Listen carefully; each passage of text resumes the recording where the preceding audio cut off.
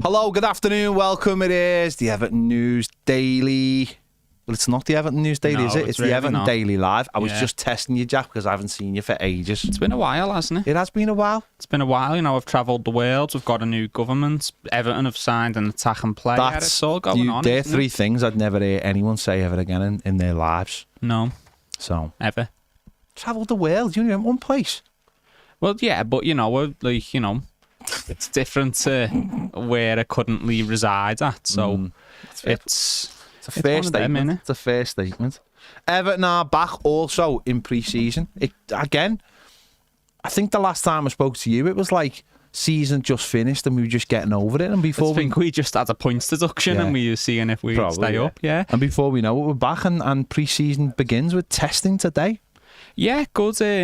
Good to have the majority of the squad back early as well. You know, in terms of players that are away, it's only Pickford, isn't it? Yeah, Onana. Yeah. And Michalenko will be... They'll have a little bit of a break, won't they? But, you know, Onana might have a very long break. He might not come back, indeed. But, you know, just in general, having the bulk of the squad there for pre-season training with Dyche, especially when, you know, the early stages of Dyche's pre-season work seem to heavily be built around fitness and match sharpness. I think it'll be good for him to have players like, I know we don't know if he's going to leave or not, but players like Beto, who didn't get the full pre-season with us last year, it might be good for players like him to have the opportunities for one-on-one training with Dyche to really, you know, iron out some of the creases.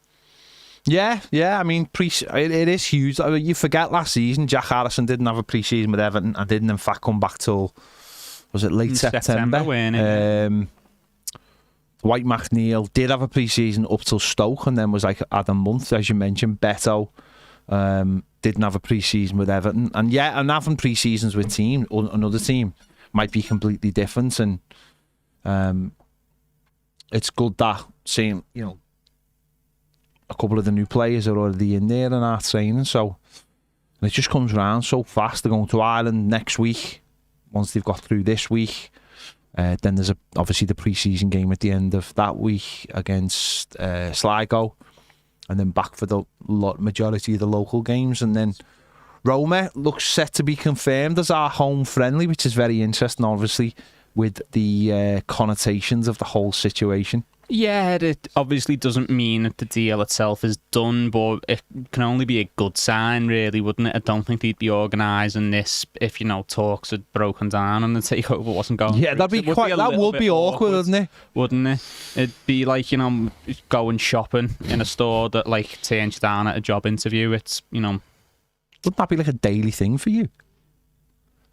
Listen, come on. At least it'd be nice to me for the first half an hour. Well... That's horrible. That's not on me. That's horrible. Is that horrible? You're not allowed to talk unless you've got your mic up. That's the again. We've got a. Let me just say, we've got a work experience person in today. Young Callum. He might come. He's a West Ham fan. We're not letting him on camera. Let's be honest. That's not how it's. You know, he's too busy to my apples and pears and stuff. I've been away for 3 weeks and you've got West Ham fans. No, I don't know what's going on. He's from Egbert. Game's gone. I don't know, do I? But anyway, Ned Ned's sitting there teaching work experience and doesn't have his mic on. I mean, at least he's got his camera on. Yeah, which he wouldn't do in the last few weeks for one reason or other. It's either his haircut or sunburn. Oh, you never saw his sunburn, did you? No. Oh dear Lord! You put a picture of it on Twitter, didn't you? Yeah, it was nasty. He looked like the crab out of the Little Mermaid. That's how bad it was. Yeah. I had quite a bad case of sunburn the other week myself. Like, burnt my scalp. Oh God! And like I was like looking like Danny Dandruff with all like the skin coming off and that, you know, when like as it like there you go. That, it was horrible. Sunburn fan TV. And I'm not even ginger. No. Branthwaite should be back. Don't see any reason why he wouldn't be back unless he gets a few more days off because he was well, he might be a little bit longer because he was in the England squad, wasn't he? Provisional squad. So he might get an extra week off or so. But normally in testing, they all don't go back on the same day anyway because the gym's not big enough. I don't think it is. I think it's because it's testing. They all have to go round and do a thing each, and I think they split it in half. So today will be one set of plays, and tomorrow will be another set of plays because that's all it is. It's just testing. It's obviously they're not back on the grass, I don't think, till they're all done. So some players might have a day off today, and then the other players might have a day off tomorrow or whatever. But you'd ease back into it, don't you? Even with a manager like Dyche, who's very, fitness, and I'm sure he's got Gaffer's Day in the calendar. You do need to be sensible with how you come back into it as well, don't you? Especially with players who might not add quite as long a rest. Well, as we've seen though, a lot of players do their own pre-seasons now because they're all professionals. They want to stay trim. They want to. I mean, that's the. I'm old enough to remember players going back to pre-season like 2 stone overweight. So the first 2 weeks was about shifting off that weight. Can you think about that? Like, isn't it mad? It's like literally a lot of pre-season was there to get players, to get them back to the normal weight. I mean, you'd be wasting 2-3 weeks doing that. It's 2 weeks you could use on the ball, isn't it? And use for tactical training rather than just like a boxer's pre-fight camp where he's he's on the treadmill with. Have you seen what they wear? Women trying to lose weight, they have like the bin bags. I was watching. I don't know if you've seen it, but Molly and Paddy's little show on BBC. No, it's good. It's quite good. But they both have to make weight. Yeah. And the towels, but Molly does a thing where she has to make, because obviously it's a standard thing. It's not like, and she puts this suit on like that, suit that's going to make you sweat. And when she takes it off, it's like Niagara Falls. Yeah. It's horrible. But I don't. That's for make weight. Then obviously the next day. These have to. Any professional sports person, you're not supposed. I mean, fighting's a completely different thing. It's different, isn't it? But for footballers, they're supposed. You're absolutely right. They're supposed to ease their way back into it to get that fitness. So, and now we're not even seeing true fitness till about a month into the season. That's why that first month can be so up and down for a club, but can be so unpredictable because. That last pre-season game is never going to be anywhere near Premier League football at its most intense. No, but it is crazy to think though that you would spend the first couple of days because they go it's all short and sharp now. It used to be over the sand dunes. It's like it's over the sand dunes so the fatties could lose weight. Yeah, I mean, sometimes you see pictures of, ex-players who might have retired only like 2 years ago and, the size difference on them when they're not on a regulated diet. Yeah. They don't have a target weight they need to stay around. Samir Nasri was a big one. I remember a couple of years ago, he'd not long been retired and he had ballooned up big time. The flip side of that, though, is the amount of ex-Premier League footballers who are now getting hench. Have you seen... Ozil, and the other one is Torres. Have you seen Torres? I'd seen a sort of a while ago Jesus about Christ, Torres. He's been on that for a while. Yeah. He's just gone full guile. That's I do wonder if they go under drug testing for a very long time and don't have to. They're ex-professionals. No, and that's what I'm saying. Once they retire it, I just want to see what's out there. But that's interesting though, isn't it? Some of them, and don't get me wrong, some of them it's not their own fault. Some of them have got injuries that prevent them going in the gym. But it also is that thing of like, number one, you want to start living your life, and number two, life is too busy for you to have that regimented lifestyle of going to the gym every day and having don't forget all the best people, the best chefs, the best nutritionists, the best physios, the best everything to get you in that position because that is professional elite sport.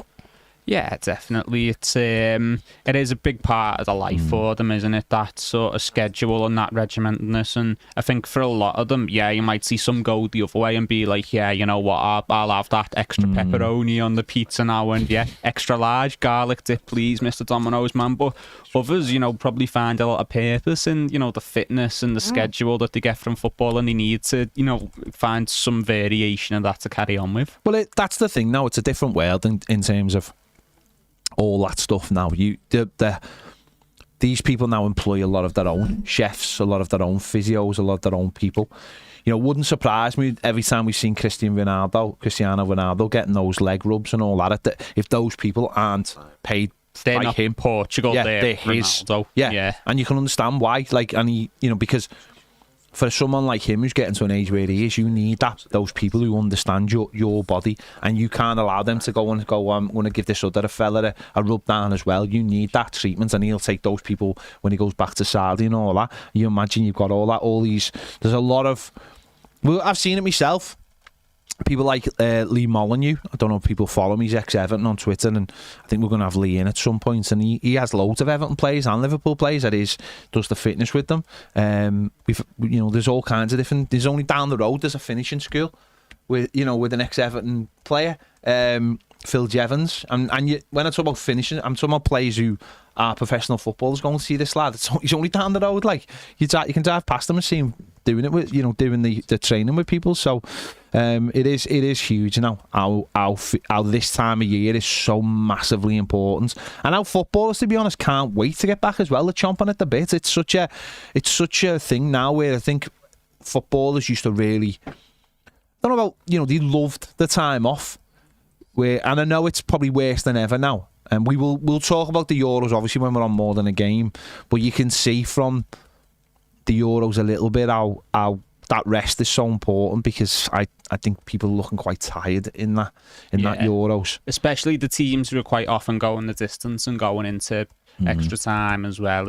You do notice a very big difference. And you mentioned earlier as well, that first month of the season, I think it's always a very interesting point for new signings. Yeah. That first month, because you get a glimpse of players who haven't yet become overcoached, haven't yet completely bedded into the system, so they still have a little bit of individualism about them. We've all seen it. Every club in the world has signed a winger in the early stages of transfer window. In the first game, you're like, oh, he's tricky, this lad, he's bet. And then 6 games down the line, he's tracking back. He's not as direct anymore. He's become far more bedded into the system, and he's had that bit of individualism coached out of him, so he beds into the overall system a lot better. Yeah. And you do get those. I don't know. Obviously, the best signings will adapt in the best way, and they'll keep their skills about them. But I do think you see flashes of players before they've sort of been knocked down and built up again by certain managers. Yeah, and also the first month for anyone like that is there's such a value on people not knowing what they do or who they are, that having that fitness behind you is so key as well, so that they can surprise a few people. I mean, because that's the other thing. The first month of the season that's when you get a lot of like teams who've come up, maybe shocking people and having a great start and stuff like that, and people not being able to handle them, and people not getting used to their tactics yet, or not seeing them in every eventuality. Or if you play a certain way and they haven't played a team who is similar to you, what do you base the tactics on? So that first month, fitness and everything, it's and that's why being fit out the gate is so important, to get those early points. And I felt like last year that's where we got caught out by not being ready, and I don't know whether that was I wouldn't say it was fitness as such. I think that was more down to not having the players, some players fit as in because they were injured, but also not having your targets. And at least what we have done is we've got 2 new signings, and obviously Jack Harrison through the door, and that's massively important. People can go, well, might be the player you want, and that's great, but if you can get that bedrock of your team in for the first day of pre-season or first week of pre-season, that's so important. Yeah, you think last season, we had such a small squad, and we still very much do, but just having injuries to our wingers, to our wing players, hurt us so much, because we were starting with James Garner on the right, and obviously Harrison hadn't had his pre-season. He was still out injured, wasn't he? Since we brought him in when he was hurt. There was Ashley Young playing on the left and Dan Juma playing left midfield, because we didn't have Dwight McNeil either. Yeah. So we had absolutely nothing, really, didn't we, when you look at what the bedrock of our squad was through the majority of the season. And Michael Keane started the season. Yeah, because Branthwaite did come back late. Yeah. I know James Garner came back in late, but oddly, he gave more time to Branthwaite. Yeah, and obviously at the moment, we still don't have a massive squad, and injuries hurt any team, but at least we're in a place now where the players we've brought in, if they stay fit, they don't pick up knocks or anything, they'll be ready. Players like Jack Harrison, he just has a year of playing under Dyche and learning that system, and I just think he was an absolute no-brainer of a signing, Jack Harrison, because we know he doesn't necessarily hit the heights all that often, and I do think he's a left winger, not a right winger. And if we can bring in a player on the right to put Harrison on the left, I think he'll do a lot better for us. But we know he can perform in Dyche's system in an era when wingers are, flashy players who cut inside, who are more luxury players. He's a hard worker, he's a grafter, he tracks back, and he'll do the basic job of what you need a wide player to do in this system. Yeah, so it's important to have that bedrock, because I remember last year there was a lot of kids. Of course, last season was Sean Dyche's first pre-season, and there was a lot of kids. And of course, on the first pre-season game, we went to Wigan. I was at Wigan, but there was a game with Tranmere as well, and Sean Dyche actually went to the Tranmere game. And again, I think that was him wanting to have a good look at some of the young players to see if any of them could get into his squad. And I think obviously only Dobbin really got into that squad through necessity, because we didn't, to make it basically two on either side. And that again showed the problems of last year. So if we can get rid of that by having established players at least going into the season, and be ahead of maybe, because I do think we've been linked with obviously Philogene, and he looks a real good talent. And Everton, I think, is still in there, although I think money is going to be is going to dry up for the next few weeks. I don't think it's going to be busy for a lot of teams in the next few weeks. Ipswich are obviously going to have money, because coming into the Premier League, you're suddenly flooded with cash, and you have got the cash to make those signings. They've obviously, and you roll the dice as well, don't you, on spend to survive? Yeah, but they're going after, I think they've already brought Greaves in, haven't you? We were linked with one that we thought we might go for if Branthwaite went, or even if Branthwaite didn't go, we thought maybe the backup left side. Ipswich have gone in there and they're going for him, and they're trying to get Philogene in as well. It's a little bit more difficult for us. Trying to get the striker from them as well, the lap. Why don't you just buy Hull? I know, they must be looking at Hull squad thinking, how didn't these go up? I was going to say, they didn't even get in the playoffs. What's going on? So, but anyway, Philogene is still one that apparently, again, you take a lot of this with a pinch of salt. It's another one where he wants to sign for Everton, because why wouldn't you? Out of all the teams we've been linked with, we're clearly the biggest ones. But it might come down to who will get the bid accepted, and again, there's no talk that Everton have actually put a bid in yet. But if you could get someone in like that who wants to come to Everton, then that'd be the kind of play we want. Because obviously we've already missed out on one with the Newcastle situation with Dominic Calvert-Lewin. So what's it? Just a couple of people in the comments there about Dominic Calvert-Lewin. I mean, obviously, he doesn't look like he's back at pre-season today, but what do you? I thought I seen a picture. Did you? Yeah, sorry, I haven't seen it. Only because he's got a new haircut. That was what I seen. So unless it's off his Instagram. Have you got him? Yeah. Oh, there you go. Nice. See, Ned's in there. He swung the bat, and we've hit it. There's Don there. See. Yeah. That's what we like. So there's Dom. Dom is back. I hadn't seen any pictures, so I didn't know if he was back. Come on then, put some more up then. There you go. Some more pictures there of people arriving. That's like the famous meme, isn't it? With Arnold Schwarzenegger and Carl Weathers. He's not Apollo Creed in that. That's from Predator. And excuse me, it's not. It's sliced alone. It's not. Out in Rocky. No. That arm is Arnold Schwarzenegger's. It's from Predator when he meets him in a bar and goes, "You son of a bitch." I thought you meant at the end of Rocky. No, you didn't. You're just factually wrong. No, you're just wrong. Rocky. You've seen the two arms. You've seen the two arms with something on one side, something on the other side, and something in the middle, and you've decided that it's Apollo Creed and Rocky because you have not seen anything. I've seen Rocky. All of them.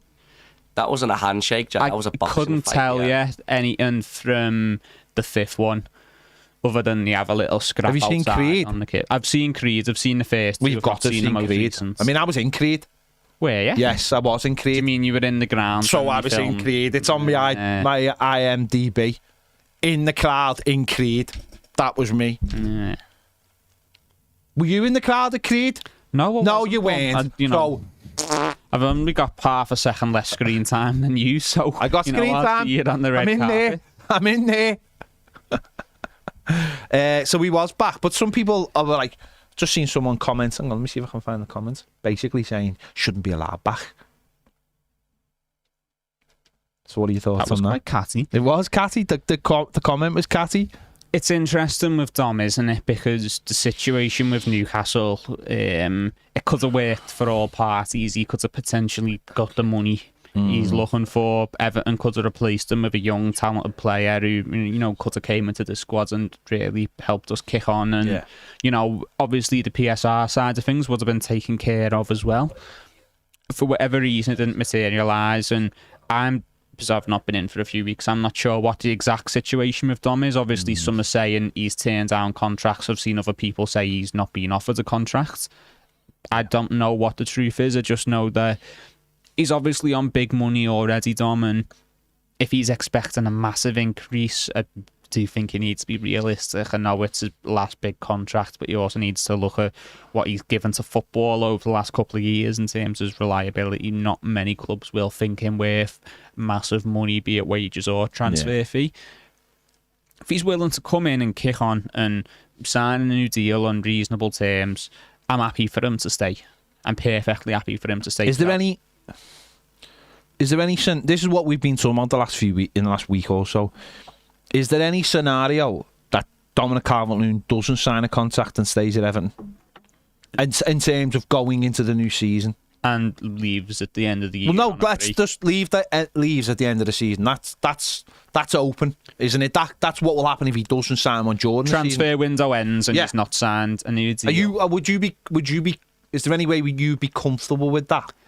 Not massively, no, because look, I don't like to go in too hard on Dom because I think he's a player who had a lot of bad luck, and people talk about his goal tally not being particularly high last year, and they're right, but he was unlucky at parts of last season on a few occasions, having goals chalked off and whatnot.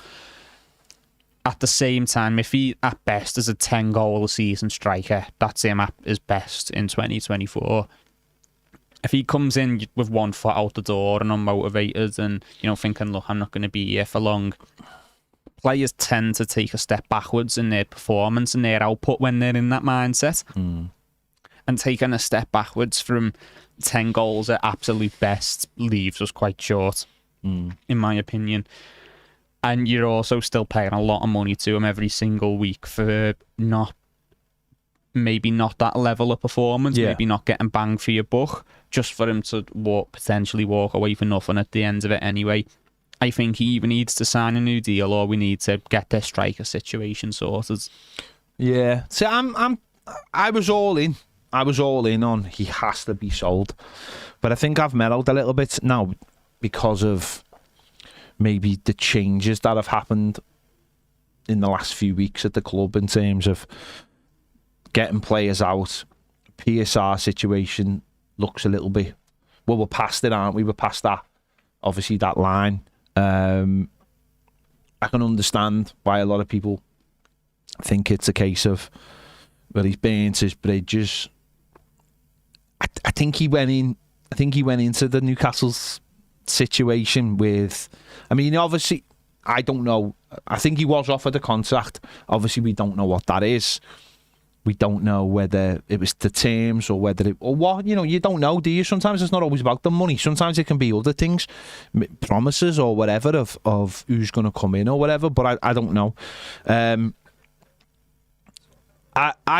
haven't got... I know some people, when it happened and we obviously missed out on Minter, I think a few people made it personal with him. Like, you've cost us this player. I don't see it like that. I think every player has to look after themselves when it comes to the contract, especially as you said, it's his last big contract. Now, whether he's overplayed his hand, I don't know. Whether he thinks that there'll be at some point he'll get what he wants. Again, I don't know. Or he thinks there's other people out there who are prepared to pay it and they're just not in the market yet. They might think the closer it gets to deadline day, Everton will accept lower, and Newcastle might be thinking the closer it gets to deadline day, Everton will accept a lesser fee, and we can give Dominic Calvert-Lewin what he wants. What I would say is, it's not Dominic Calvert-Lewin's fault that line in the sand has been drawn on PSR. It's no player's fault, is it? And I don't think any player should have to make a decision about his future based on a PSR line that's got nothing to do with them. So we'll wait and see with Dominic Calvert-Lewin. He's an Everton player. He'll come back. He'll do pre-season, and then it's up to the manager then to find out where his head is, and see what happens. He obviously shouldn't be forced into a Newcastle move, or shouldn't have been forced into that move if he didn't want it, if he didn't want to go to Newcastle on those terms. But if the question is money, yeah, and obviously we don't know that for a fact, but let's assume for a minute that it is, yeah. How much is he asking for? What does he value himself at? Because he's on, around 100 grand a week at Everton already? I think he wants more. I think he wants more than that. Let's put it that way. How much more can he realistically think he's worth? There's nothing wrong with him wanting whatever he wants, but I think if you're looking to stay in England and move to a Premier League team, you need to be realistic about what they're willing to pay you. Do Everton have to be realistic though as well? Because there was numbers getting... The number originally was 25 million, right? And then there was talk that the number was closer to 35 million. And added to what he wanted, the package wasn't what Newcastle were willing to pay. So that's what I was talking about, where the player can sit there now and go, it doesn't really matter, because at the end of the day, if Everton have to sell me, they'll accept, or if they've made a decision, they'll have to accept a lower bid. And I think that's where it sort of it plays into the player's hands here, doesn't it? Yeah, definitely. But was 35 million ever the number for Dom, or was it the number we had to do that deal at because we were taking a player from Newcastle as well? Yeah, that's a good point. I don't think he'd necessarily be going for anywhere close to that in normal circumstances. That's a good point. But it's the same as we paid Villa what they paid us for Dobben, and the money all the clubs have been exchanging, just the way you've got to work it to get around PSR. I think Everton would be realistic with him, because you look at the immediate profit anyway based on his transfer fee is going to be high regardless of what you sell him for, because you brought him in for so little, and you look at the wages you're taking off the budget as well. Either way, Everton are going to make a decent wedge off getting Dom out, even if it is for 15 million. It's still good profit for Everton. It's still big wages saved. I don't think there'll be a problem with Everton being realistic about their asking fee for Dom if they truly want to sell him. I think it's Dom's wage demands that could... And this is speculation for me. I don't know the numbers he's asking for and what the club have offered him. I'm just trying to think logically in terms of clubs that might want him and the money they'd be willing to pay, because I don't think he's getting a massive step up. I don't think he's getting Champions League football. No, not in this country. No. Could in other countries. I mean, Ben Godfrey just got Champions League football. But then is he going to want it? He's just as a kid, hasn't he? Is he going to want to uproot his life and move away? That's it, isn't it? I think it's likely he wants to stay in England. I just can't see English teams who might want him at Newcastle, obviously, maybe a West Ham, someone like that, or maybe someone like Tottenham looks at him as an option. I don't think he's getting an Arsenal move or anything like that. But what you've got to realise though, or what people have to realise, I think, is that if Everton alienate the player, if Everton were to say to the player, you're not part of the first team, then who does that favour?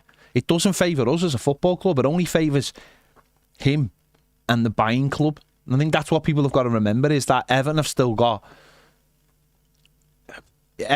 internally, I imagine, have already made a decision on the player. Now, if Everton were to say, you're not playing, we're pushing you out, you won't sign a contract, that only benefits him and this buying club. And that's what fans have got to understand, or at least remember, is that by pushing any footballer to a position like that, it doesn't help you as a club. We want what we think is fair. Now, you're absolutely right. That fee might have come down because of the other kid and making it basically a fair swap in a way that helped both teams out for PSR. They got what we want. We got what we wanted. We're going to see more of this in football if this PSR continues like that. But I think if we alienate the situation, if we alienate Dominic Calvert-Lewin and push him out, it's only going to help the buying club. Yeah, and it gives us less leverage as well, doesn't it? Because teams know we don't want them, so they can effectively offer whatever they want. Exactly. And go, 2 Kit Kats and a bag of Monster Munch then. And we didn't do... The thing about it this summer is, we've been with the Branthwaite situation. We made a stand. We put a line in the sand and we said he's 70 million. There's no arguments. Now, some people on talk radio stations that talk about sport decided that it was going to be a fire sale. When Everton said it wasn't going to be a fire sale, and look what happened. It wasn't a fire sale. We sold... Did the swap deal and sold a third choice defender. Exactly. We did what we needed to. Now, whether that'll be enough for PSR, we don't know, because PSR has a horrible way of coming and tapping you on the shoulder and telling you what it really thinks of you. But we made that stand, and look what's happened. Manchester United couldn't come in for Branthwaite. We were in a soft touch, and I think that's the stance we have to have with Dominic Calvert-Lewin, which leads me to believe that the way it is at the moment, Everton will just be sitting there going, we're prepared to let him have his last year at Everton. And that's where I am sort of. I'm sort of in that position of it. I think for me, it should be business as normal. Dominic Calvert-Lewin comes back to training like he has today, gets on with it, works hard. He starts as the starting centre forward, and nothing else is different. And that way, you're saying, well, if someone wants to come in, they're buying our starting number 9. They're not buying our second number 9, our second striker. They're buying our number 9. And therefore, and our number 9 has a massive value. You still treat him like he's valuable. Exactly. Don't you? He's still an asset to your team. You team. Start messing about, if you strip him of his number 9, if you say he's on the bench, who does that help? And if everyone almost play it like, we're prepared to let this... We'll try and convince this lad over the year that we want him to sign a new contract, because what we're going to do is we're going to convince him by having a new owner, going into a new ground, the club is looking better, it's looking financially better. If we alienate this player, it does not help this football club whatsoever. The same way if we just put a small price tag on Branthwaite and gone, we really need the PSR money, sir, then that was the best thing Everton could have done. Everton, for once, and I'm so made up they did, they stuck their chest out and they just went, no, 70 million quid, and guess what? Then we'll start the conversation. Not 35 million quid. The amount of Manchester United blaggers who thought, oh, our club has changed. No, it hasn't changed. You're still cheap, and you're still skint, and you've still got holes in your roof. It ain't. You haven't got no bargaining power. See how much they sold Donny van der Beek for? Yeah, £450,000. Yeah, you've got players on that a week. They'll just lay off a few more staff to come. Yeah, they'll just lay off the nice tea lady. Yeah, Doris, who's worked there for 30 Poor years. Doris. No one thought of Doris, did they? No, we've got to pay Anthony's wages, haven't we? It's more important. So I think fans have got to be a little bit careful here, by the way. I think we've all got to be a little bit careful with the Dominic Calvert-Lewin situation, because I remember when this happened with Lukaku, and I remember the fume when Lukaku didn't sign his contract, and he scored. And he was a bit like, and people celebrated. And then he scored a second, and he came over and celebrated. Everyone celebrated, because the idea was, listen, you still play for Everton. You're still an Everton player if we start alienating, if we start pushing players out, that does not help us as a football club in my eyes. So I think we've got to play this as in, nah, mate, you're an Everton player. You're an Everton player, and we get behind you, and we don't even talk about it. We don't talk about we can. But the club, it's different. The club shouldn't be talking about contracts in terms of in the public. It's business as normal. Yeah, just keep the noise away from it, and obviously try and get him to sign a new deal on reasonable terms for the club. If not, try and sell him, but retain his value. Yeah, because the more money we can bring in, the better. And as a player going into the final year of his deal, and as a player who's would expect to go on higher money rather than lower money, I don't think there's any reason to chastise the player either. I don't think there's any reason to call him greedy or anything else. He's decided, his agent has decided, probably by looking at what else is out there and evaluating what he does and how many goals he can potentially get, or does get even, what his value is. And in a Premier League that actually, if you get past that top 6, where are the goal scorers? Who are the players hitting double figures, apart from Solanke? Yeah, that's it. They are few and far between, but he's not been one of those double-figure players for a while, has he? But no, he he's hasn't. Someone who potentially can be, because he's done it before, and his injuries have been a big part of him falling short of that. at the same time, I don't think it necessarily matters how he performs this year if, say, he doesn't sign a new contract for him in terms of the likelihood of him getting a move, because you look at the fact that, he's not performed brilliantly for the last couple of years anyway, and a certain level of teams still seem willing to take a chance on him. I think anyone who comes in for him will be coming in off those past glories almost, and, the player he's shown he can be when he's in the right setting.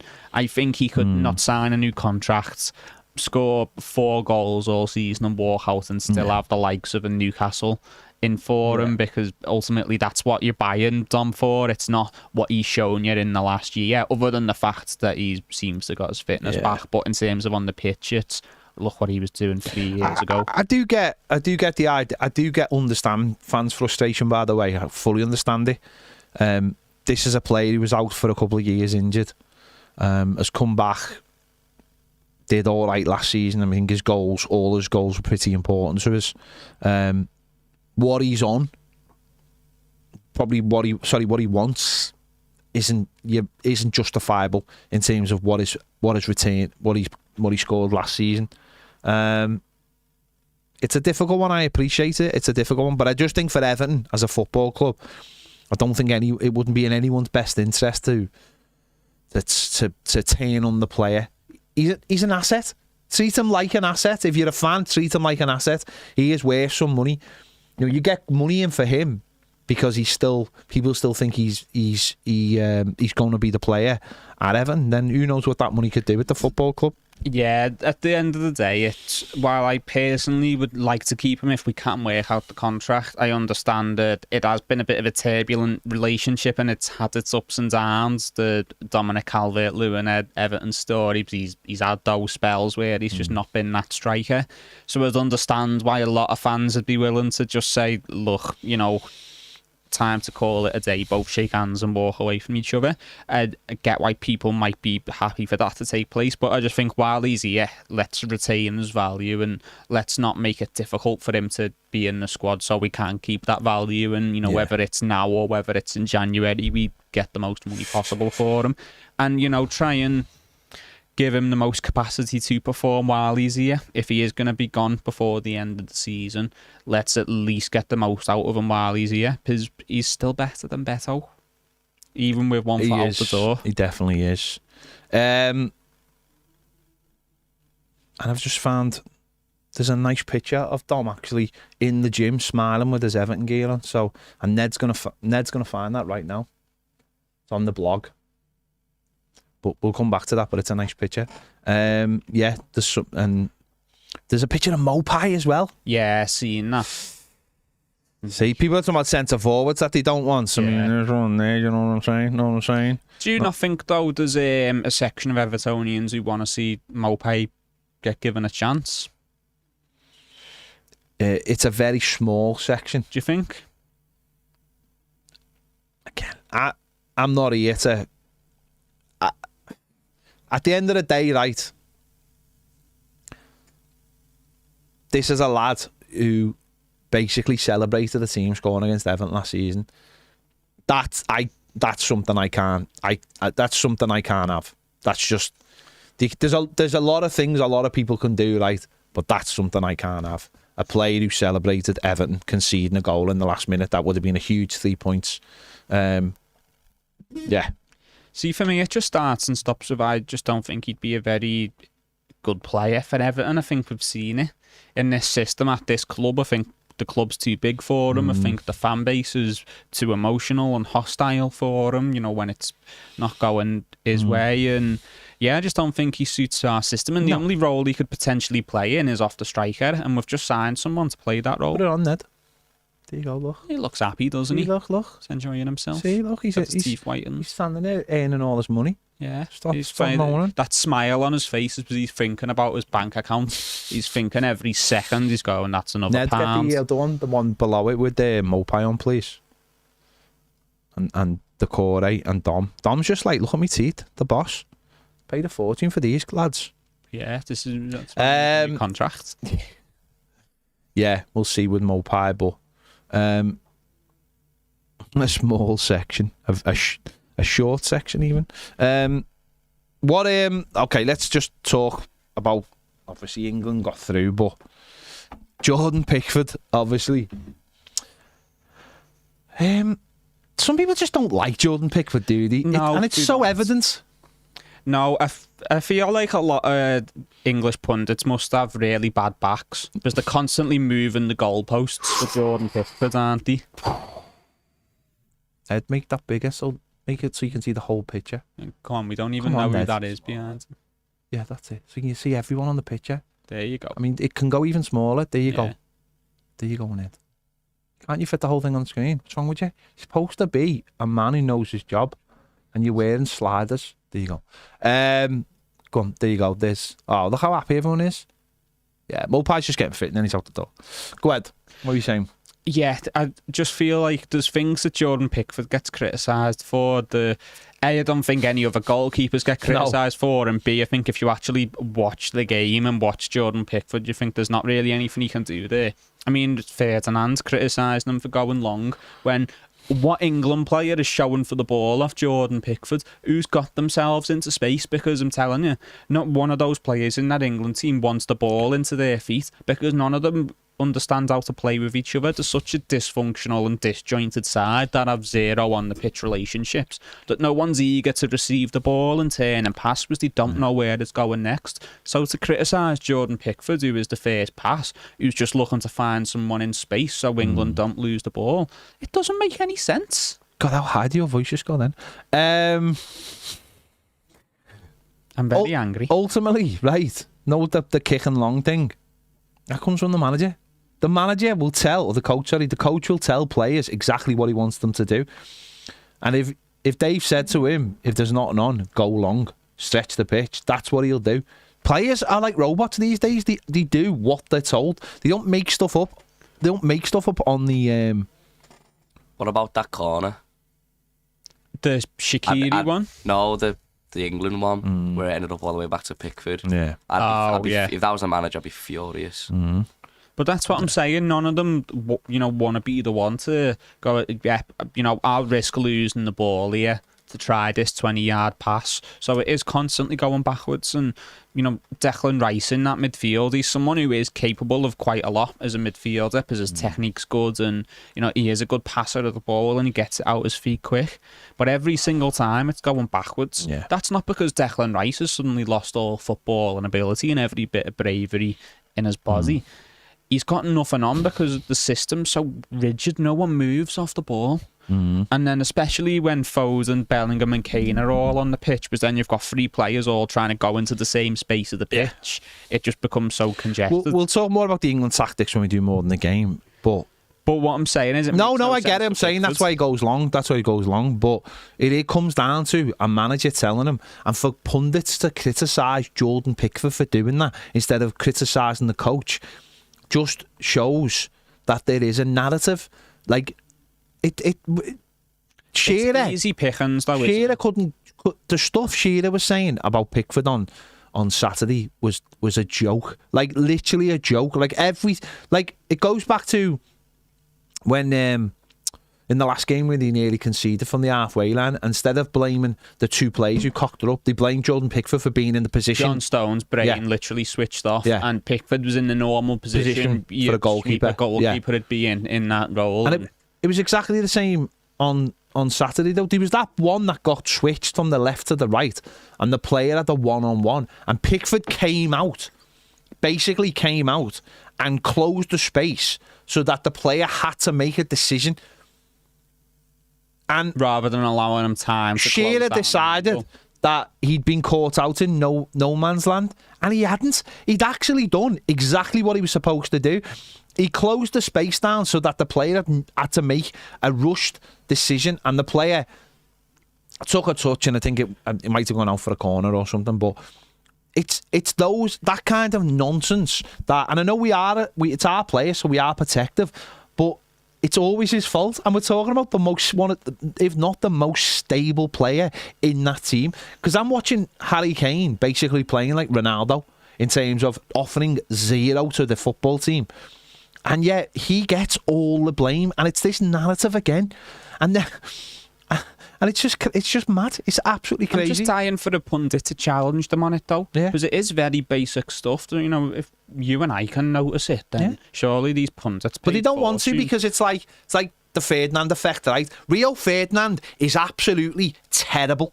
He's not a good pundit, but people have decided that he's a good pundit because he's all flashy. Because he says bruv and he turns up with sunglasses on. He's going, Starboy, Starboy. What do you talk? Know what's happened to football, right? And I know it's kettle calling pot black here, but it's turned into podcasts.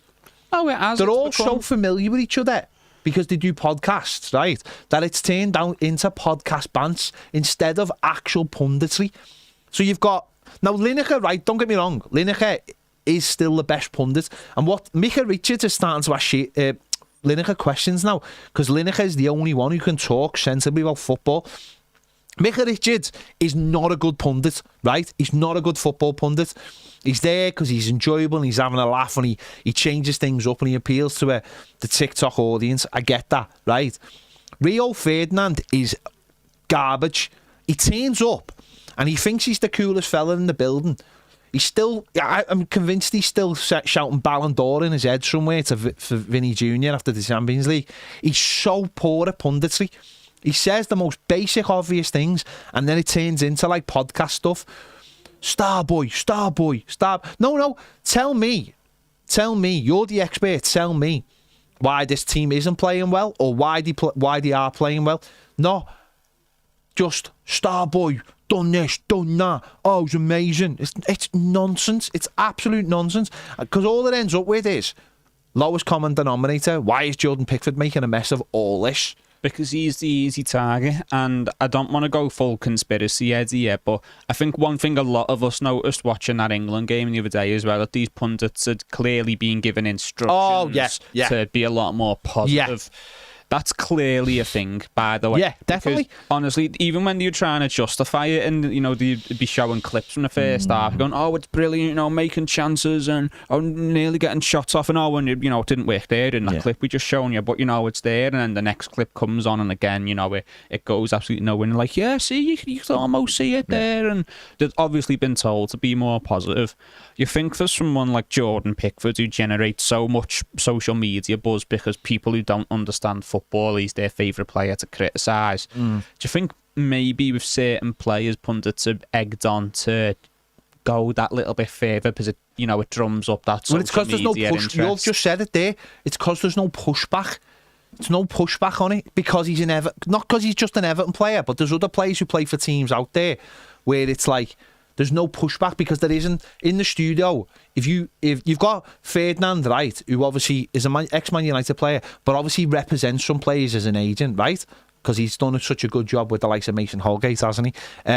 He's got Ben Godfrey, a good move. I think Ben Godfrey binned him, didn't he? Oh, did he? You've got people like you got Micah Richards representing the City side of things, and it's because there isn't that pushback. Like, there isn't somebody... See, in punditry in other countries, like, say, Ireland, a place like that, someone would have said to him, or Keane even on ITV would say him, man, go, what are you talking about? That's utter nonsense. Now, don't get me wrong, Keane has called out Pickford a few times. But, I just, there's no push. It's all just like, well, I'll agree. You said it, so I'll agree. There's none of this thing of like, nah, I think you're wrong there. I think Pickford's done the right thing there. But it is like mates on a podcast, isn't it? It's all, yes, I agree with what was just said. Let me add, let me basically repeat what you've just said, even though it's factually wrong. It's just sometimes players, they hit a certain level where Harry Maguire's another obvious one where they become a little bit of a meme, for lack of a better term, where they become easy to criticise. They get blamed for everything wrong that happens, even if it's not their fault. And when they do really make an actual mistake, it's, social media erupts and the memes are out and it's like, oh, he's got little arms. Yeah. All of that comes out. Oh, Harry Maguire's got a big head. Like everyone has to get their 2 pence in, everyone has to make the same joke a million times. Jordan Pickford became one of those players a long, long time ago because he did make some very high-profile mistakes in some big games, and they were the consequence of his own actions at the end of the day. But for Everton, he has been superb for years now. 3 seasons on the run, Everton's Player of the Year. it's not by accident, is it? For England, he has never had a bad game. I don't think he's ever made a notable actual mistake for England. No. Only ones where he gets blamed for other players' mistakes, like John Stones switching his brain off, needs a new battery he's putting in and giving the ball away, and Pickford almost being caught out for something that was not his fault. Yeah.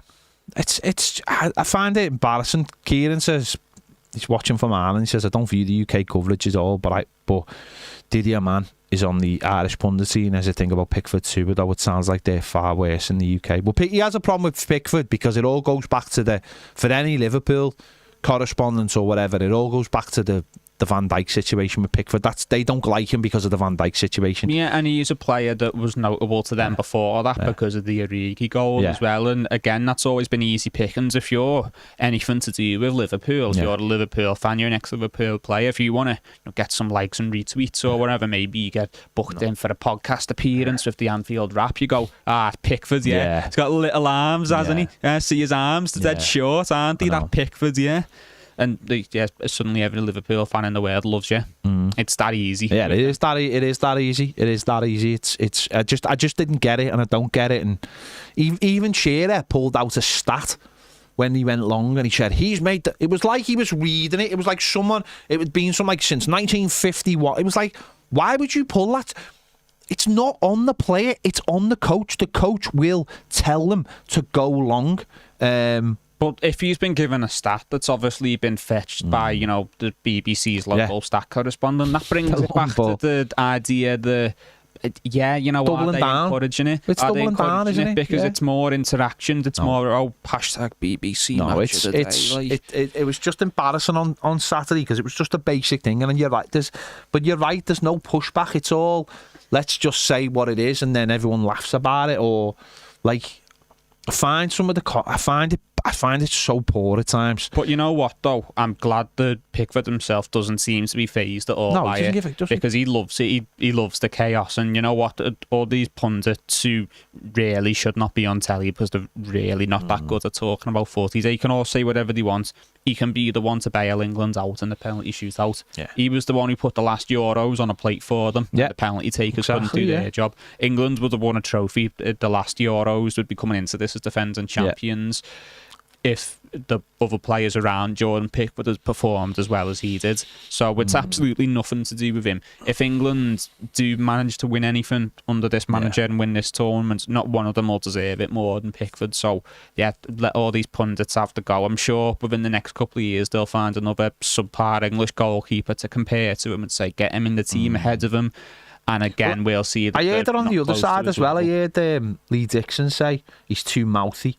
And if David Seaman was the quietest goalkeeper, blah, blah, blah, and if he'd said something to me, and I've seen a few of them say that, and it's just like, do us a favour, shut up. That's ego of people from a bygone era, not knowing that he's saying, if he said anything to me. You retired 25 years ago, mate. Part of the goalkeeper's modern game, especially when, a goalkeeper's distribution is such a massive factor these days as well, is communicating with the players because they need players in position, especially when Pickford's getting instructions to go long and his teammates aren't showing for the ball higher up the pitch. He needs to talk to them, and he speaks to his centre-backs and to Declan Rice in midfield to organise players, to give instructions. That's his job. And this, if he said something to me, it wasn't like that back in my day. Yeah, you're right, it wasn't, because football used to be different. But it's different now, and people like you have no business talking about it in its current form because you don't understand it. Exactly. Years retired football. You're right, the football is completely. I don't think it helps, by the way, when people like Toffee go on podcasts talking about how much they hate it as well. I don't think that helps Jordan Pickford's cause, and I'm not digging Tarkowski out. I just don't think that helps either. No, but he was just having a laugh. I know. I think if you'd said to him, look, this might help feed into some narratives that some. I just don't think that. I think when people talk, if Everton players should be like, nah, that happens on the pitch, and then the minute we get back in, and maybe he did say stuff like that, but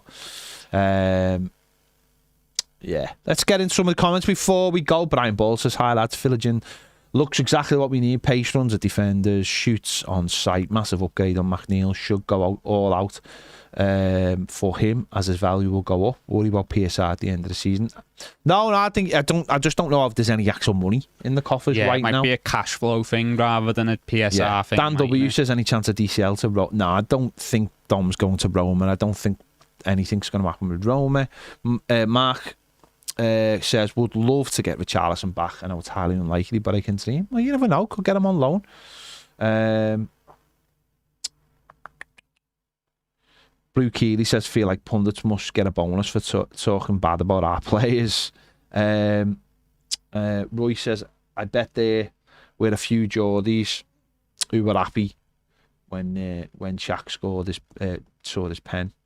Yeah, that was the one I really want him to save from the lad from Newcastle. Oh, from Shah. Yeah, Shah. Yeah, that was the one I really wanted him to save. Just to it took a good pen though. Yeah, fair play to him. Danny Ellis says Seaman didn't have permission from his missus to speak. That's a fair point. Yeah, we're going to go over to MTAG. Is MTAG all set up, Ned? See the nod? Just no, the nod is there. It's just giving me the nod. He's just like, he gone non-verbal. Yeah. Let me just have a look. Any more? Did you see, by the way, with that Philogene with his agent? That was the funniest subplot in footy over the weekend. Philogene turning up at Barcelona and them going, who are you? But yeah, for those who don't know, this Philogene who were linked with, he was linked with Barcelona the other day, and everyone sort of went, really, Barcelona? His agent went to Barcelona's headquarters and was taking LinkedIn pictures in the car park, and that Barcelona officials came out and went, who are you? Yeah. And he's like, I'm here to sell you your player, the player you want, Philogene. And we're like, we don't know who that is. Please leave our building. So, yeah, I think if we do sign him, Philogene would like him to get a new agent because this fella seems like a little bit of a fraudster. But he'll definitely get himself on the High Performance podcast now. Yeah. And with the other fella. And, we might be in the background of the training vlogs, on the YouTube channel. If we do sign, we'll see him in the background. Your selfie in the car park, LinkedIn. Happy days. Performance. Max says, shout out to Rondon and his copper goal. Did you see it? No, I didn't. It's amazing. Amazing goal. Rondon got knocked out in pens, though.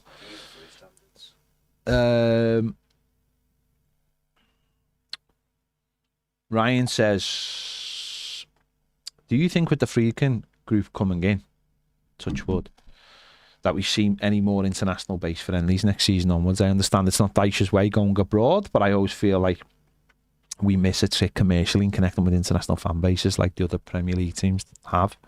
Yeah, I think we do miss a trick, but I think we should go. Dyche doesn't like them, but it should be taken out of Dyche's hands, I'm afraid. Yeah, I think commercial things like that, it's above the manager, isn't it? Well, it should be, but you have to be invited to, obviously, Everton have to be invited to these things, so you want the people inviting you to pay for it all. And it has to be good. The manager does believe that every day travelling is a day not training. That's the way he thinks about things. But I think if you're going to be in this 21st century, you go someplace where you get the best treatment and the best recovery. Yeah, and the best. You modernise, don't you? It's pre-season isn't just about fitness anymore. Like we were saying, there's a big commercial opportunity as well. And I'll finish off with Glenn Watson, who says, the Jack of Diamonds only question. What's the best cardio exercises for fitness? He says intervals on the treadmill, CrossFit, mix of jogging, cycling and swimming, mixed martial arts training with chess matches between rounds. I don't think the chess matches would help. No. Because I don't think you're getting it's like an active recovery, but I think you'd be so mentally tired, so I'll rule that one out straight away. When I used to go to the gym, and now just intervals on the treadmill were the best way for me. And then do a light session on the exercise bike just as a cool down, not too hard, just a light pedal, just so you're moving but you're getting your breath back. But nice. I'm clearly not in shape, so I wouldn't take tips from me. Intervals are very good, but depends how fit you are. Yeah. Right, we're going to go over to more than a game. We'll be kicking off in about 5 minutes, so head over there. The magic link is there. Just stay where you are and it will take you over there to talk more about the Euros and England in the semi-final. See you in a minute.